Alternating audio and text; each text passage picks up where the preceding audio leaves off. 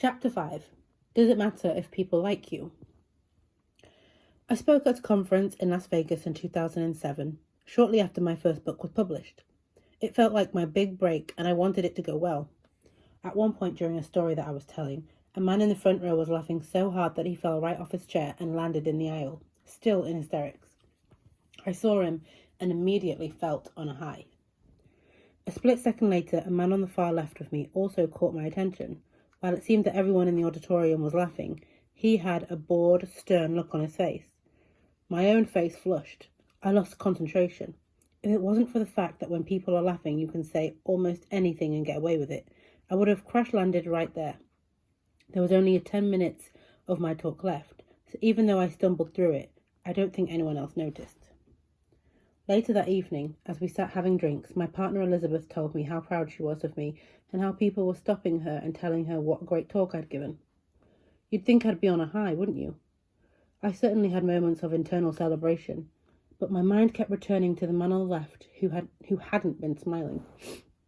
My face flushed each time I thought of him. I wondered if I'd offended him.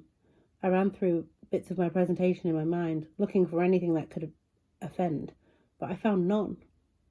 I wondered if he was a university professor or a skeptic who had taken offense to the fact that I bridge mainstream science with self-help, alternative medicine and spirituality. I hope I wouldn't run into him in case he was aggressive. You know how I was when I'm around aggressive people. As you may gather, this was a time in my life when I was overly concerned with whether people liked me or not. I suspect you've behaved in much of the same way in your own life. We are, after all, only human. It's been said that you shouldn't be concerned with whether people like you or not, only with whether you like yourself or not. I like those words, and I suspect you do too. There's something comforting in them, something that feels true. Perhaps it's the sense of light at the end of the tunnel. I think this is why we all get quotes so much. They remind us of wisdom that we know but usually forget in our day-to-day life. Words like these give us hope and remind us of who we want to be and how we want to be. To be unconcerned with what people think of you is a worthy goal to have, but it's also okay to cut yourself some slack and not get annoyed at yourself when you are concerned. It's normal to want people to like you, so long as you're not obsessed with it. It's quite healthy, because it means you'll be aware of your own behaviour. How would the world be if we all just kept on being ourselves with no regard whatsoever for the impact of our behaviour on others? The key is to have a healthy awareness of how others may perceive us, but not to adopt their opinions as our own unless we can honestly see some truth in them. Some of us get the idea that to be happy or enlightened, we need to be 100% unconcerned about what people think of us. But living with absolutes like this is only setting ourselves up for not being enough. If we're not 100% free of people's opinions of us, we failed. Or if we don't feel enough 100% of the time, we failed.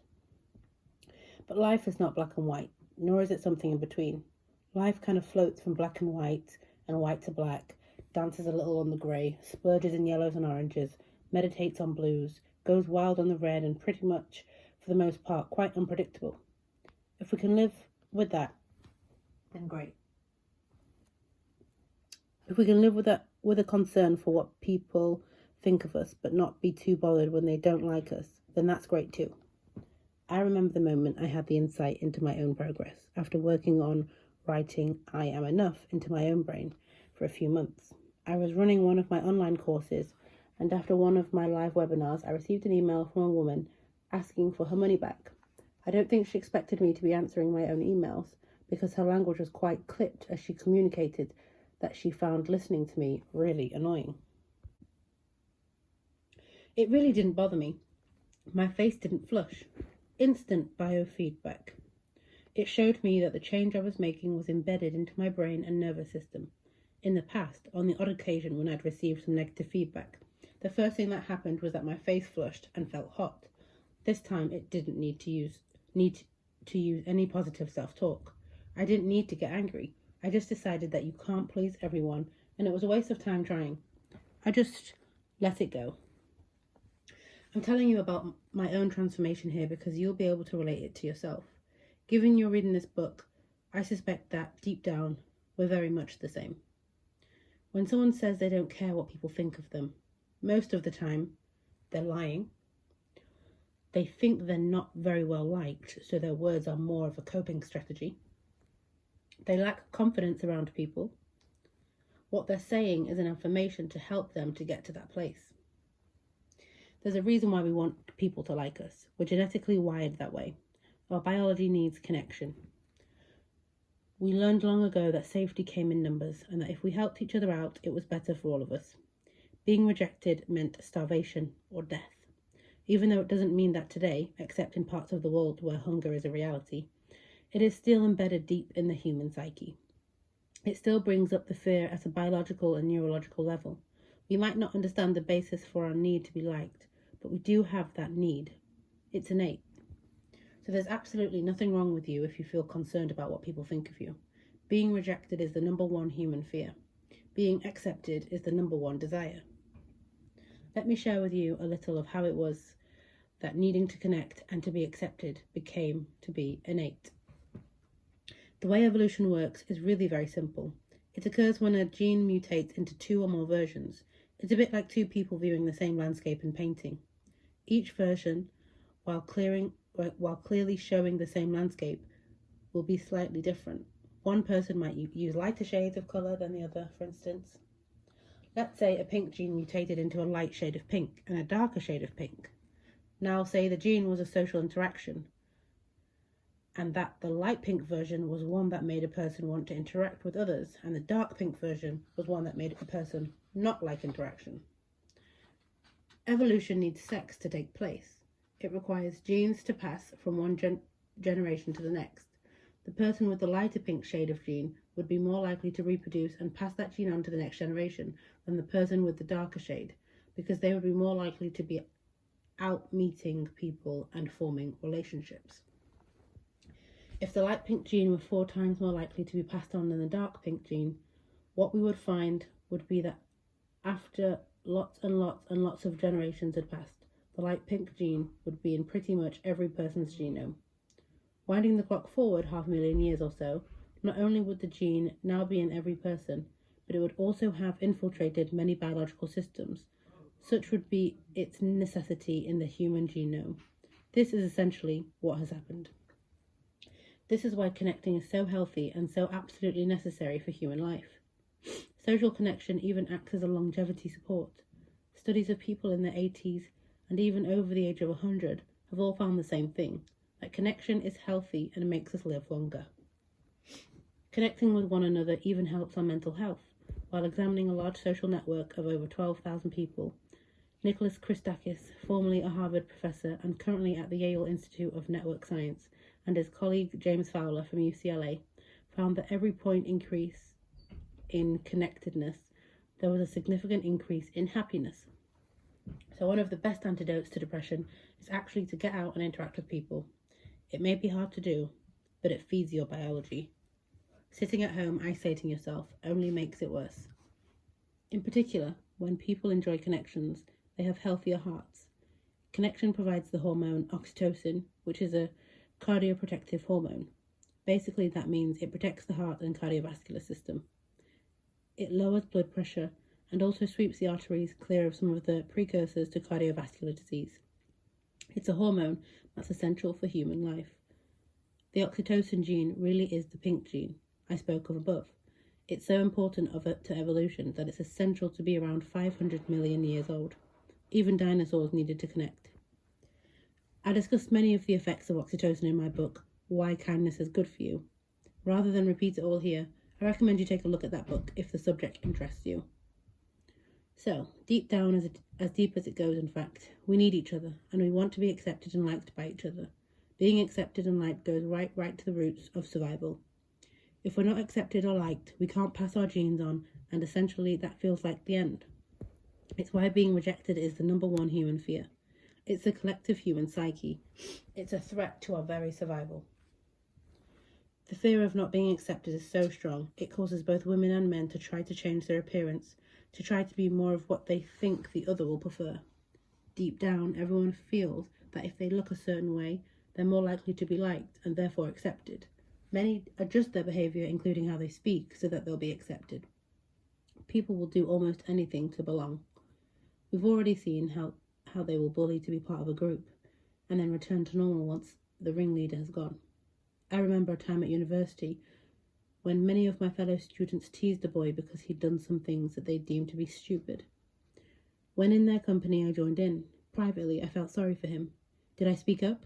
Eventually, but I was quickly overpowered by the group, and so I joined in again. Such was my fear of being rejected. While I've been bullied in my life, I've also been the bully in some ways. We've all done it. In professional settings, it's quite common for a person to say things they don't really believe, just to stay liked or respected by the group.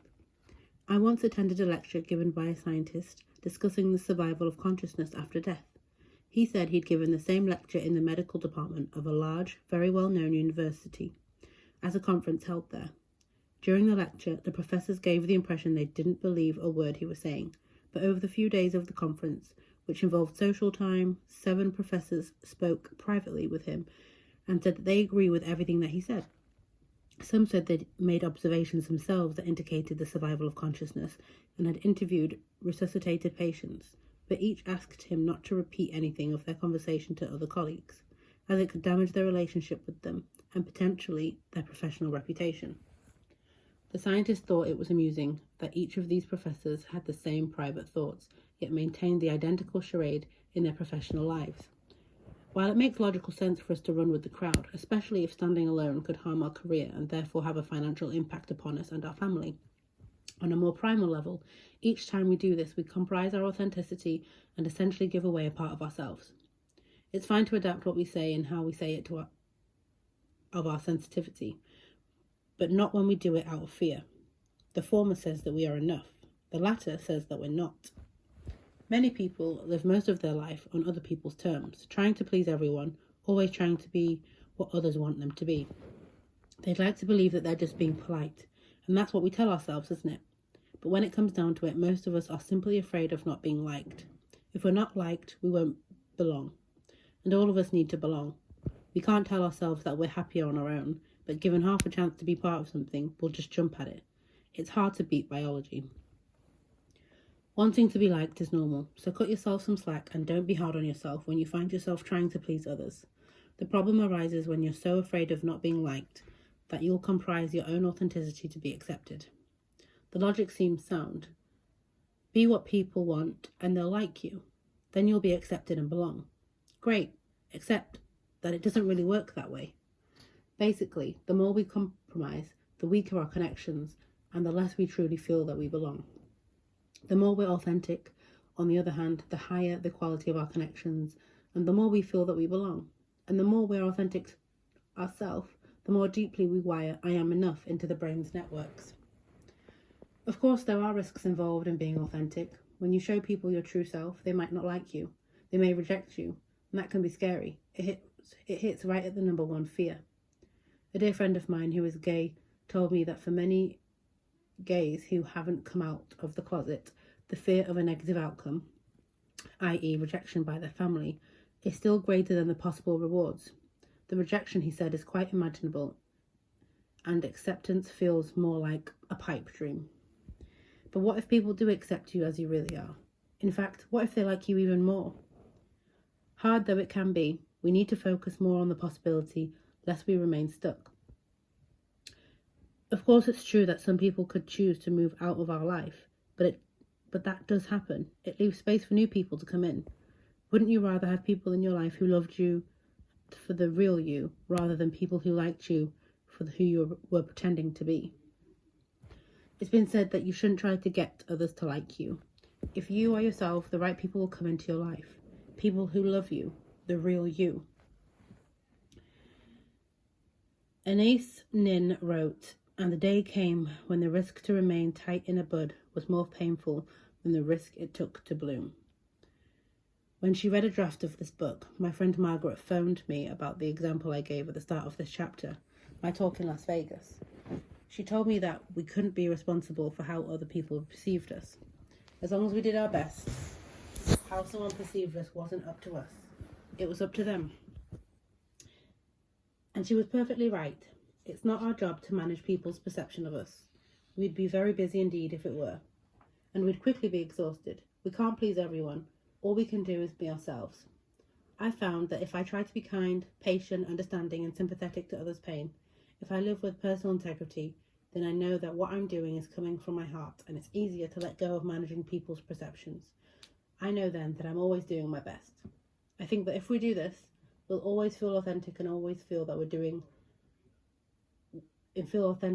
we're doing and how we're doing it is good enough.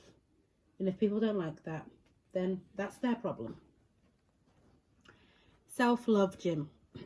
The following exercise is designed to help you to lessen the negative weight of the risks of being authentic and focus more on the possible rewards. Do you work hard to get people to like you? Who specifically? Would it ultimately matter if this person, those people, didn't like you? What's the worst that could happen? How might your life and relationships be if you didn't try so hard to get people to like you? What action could you take that would demonstrate that if it didn't matter if someone liked you or not, without being inappropriate or breaking the law? Remember, it would be a statement of being enough.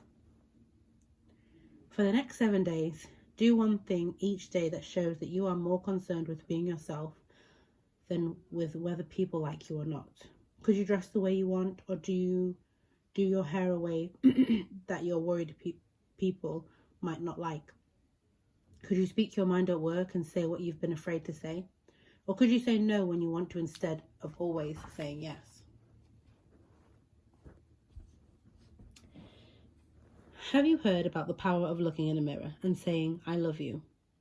Louise Hay has written lots about it and how it helps with self-love. I don't need to regurgitate it here. I'm a fan. I'm converted. At Louise's 85th birthday party, she gave each guest a little pull-out card with a circular mirror on it and stuck it in the centre of a heart. Underneath were the words, I love you. I have it in my office so I can see it as I write. I've used it often and I've learnt the benefits of the exercise. The reason I've called this section Mirror Mirror is because in this course of self-love project, you might think that you don't need to live up to anyone's expectations. You don't need people's approval, and that you don't need a specific person or group to like you. That's fine, but other people are perfectly entitled to say the same thing. They don't need to live up to your expectations or need your approval or have you to like them. It's important to understand this, because if you do accept people to live their life according to your rules or expectations, or even if you judge them accordingly, you're effectively saying that it's okay for them to be doing the same thing to you. In setting yourself free of the expectations, approval, and judgments of others, you must set others free of your expectation, approval, and judgments. If you find yourself judging others, remember that you can't possibly know what's going on in a person's mind. You can't really know what they're saying and why they're saying it or behaving in that way. My mum taught me that growing up, and I was reminded of it one morning when I was waiting in line at a coffee shop and a woman drove alongside the queue in a mobility scooter. There was only a narrow space between the line of people and the tables, and she attempted to drive along it. She made it, but drove over my foot in the process. She looked back but didn't apologise, just carried on. For a moment I was expecting an apology, but then I just dismissed it and got back to the important task of selecting which pastry I was going to have with my coffee. For the record, I chose blueberry muffin, which I suppose isn't really a pastry. The lady and I ended up sitting at adjacent tables. After about half an hour or so, when she'd finished her coffee, she got up and back onto the scooter. It wouldn't start. She tried to turn the key several times, then telephoned the place she'd purchased it from. An engineer turned up within 5 minutes. The place must have been local. I couldn't help overhearing what they were saying because they were only a few feet away from me. It turned out that the woman had only just collected the scooter that morning. This was her very first outing on it, and the very first time that she'd ever driven a mobility scooter. She'd come to the coffee shop for a rest. I heard that she felt really self-conscious driving a scooter and wasn't at all confident about it. She certainly wasn't used to its speed or its width, and the combination made it quite stressful when she'd had to drive through narrow gaps. Now I felt such compassion for the lady. Now I realised that when she'd turned around after driving over my foot, she'd probably wanted to say something to me, but a mixture of self-consciousness and embarrassment, plus the fear that she might drive over someone else's foot as she navigated the narrow space between the queues and the table, had made her channel all her energy into looking forwards and keeping going in a straight line. It really hadn't bothered me that she'd driven over my foot, but I'd made the assumption that a person driving over another person's foot should apologise, and so I judged her. That assumption also assumes a level playing field, that everyone has the same degree of stuff going on in their life, but we all know that's not true. How many times have you felt judged by someone and wished that they'd known what your life was like right then? Or what you'd had to weigh up in your mind before making a decision that affected them? We can't ever know what's going on in a person's mind unless they tell us.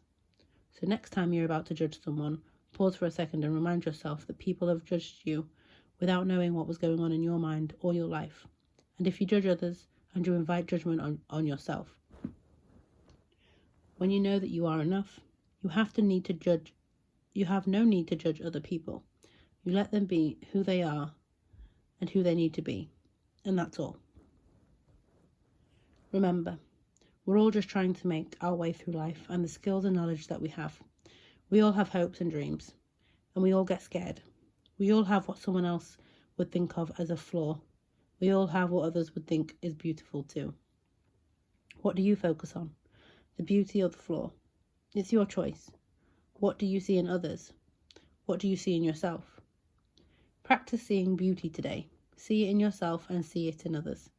If you want people to see your beauty, look for theirs. If you want people to know who you are, show interest in their lives. Self-love gym. Set them free. Identifying the people you judge and the people you feel judged by helps you set them free.